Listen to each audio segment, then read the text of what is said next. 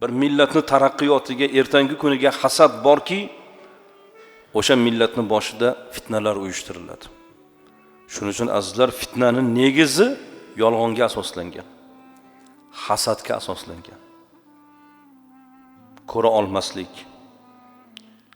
Bu hasad qilmasa, yolg'on gapirmasa, qanday qilib fitnani amalga oshiradi? Fitna oilalarni buzib yuboradi. Qarang, shunday Rasulullohning xonadonlariga ham fitnaning zarbasi yetgan. Hammanglar fitna bir qandaydir bir ish yuzasidan, boshqa yuzasidan boshingizlardan o'ylaymanki bir fitna o'tgan. Lekin o'sha chog'da baribir o'zinglarni yo'qotib qo'ymasdan, o'sha chog'da biz uchun eng yaqin insonlar shu chog'da bilinadi. O'sha chog'da bilinadi. Boshidan fitna o'tgan odam keyin pishadi. Atrofidagilarni kimligini bilib oladi. Haqiqiy do'st yoki soxta do'st ekanligini. Hayot qiyinchiliklariga toblanadi. Fitnalar insonni toblaydi.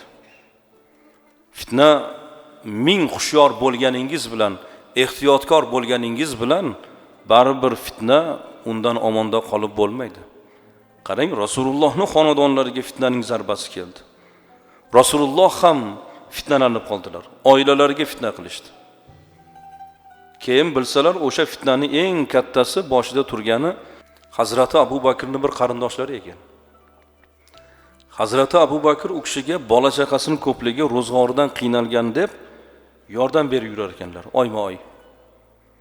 O'sha fitna qilgan ekan Oysha onamizga. Bundan g'azablanib Hazrati Abu Bakr yordamlarini to'xtatib qo'ydilar, ko'maklarini.